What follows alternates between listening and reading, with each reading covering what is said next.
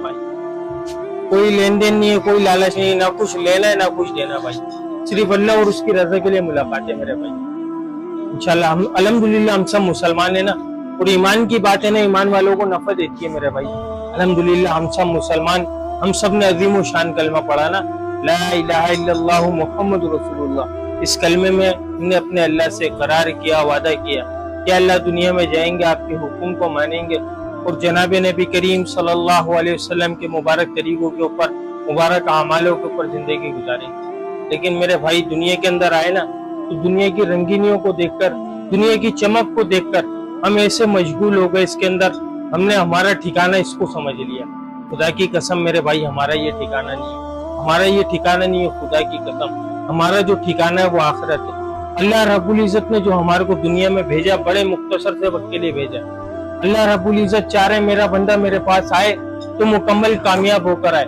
मुकम्मल कामयाबी अल्लाह रब्बुल इज्जत ने तिजारत में, वजारत में, सदारत में, किसी ओहदे में, किसी डिग्री में, मेरी सोच में, मेरी चालाकी में, मेरी जहानत में, किसी चीज में कामयाबी नहीं रखी मेरे भाई।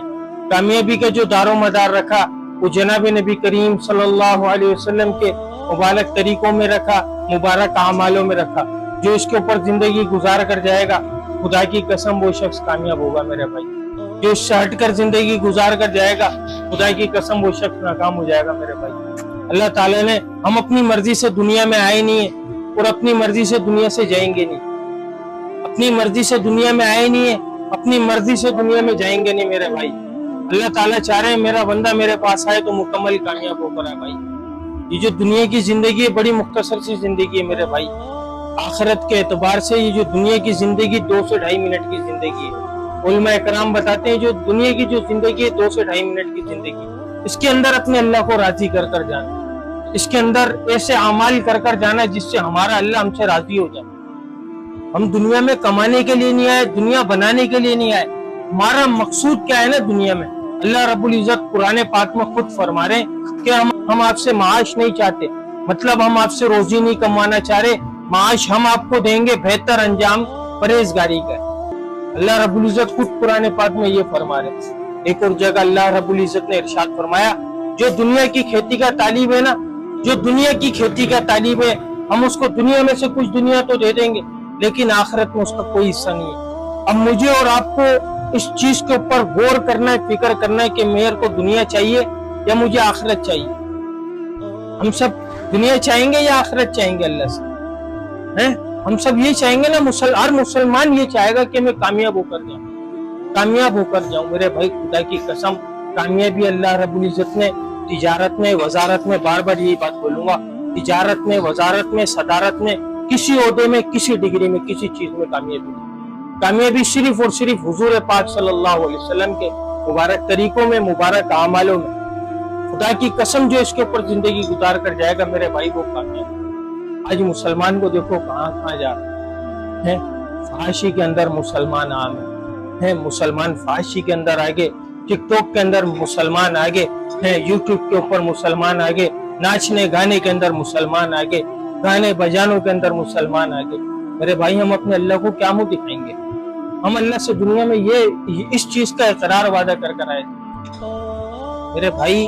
कोई नबी नहीं आएगा ये बात बताने, खुदा की कसम कोई नबी नहीं आएगा हमारे को रास्ता बताने के लिए। हमारे को एक हिदायत की किताब दे दी, कहा कि अगर इसके मुताबिक और मेरे हुक्म, मेरी किताब के मुताबिक, मेरे नबी के सुन्नतों के मुताबिक अगर जिंदगी गुजार कर आओगे तुम मेरे मेहमानों में तुम्हारा मेजबान। मेरे भाई हमारी कामयाबी खुदा की कसम दीन के अंदर है।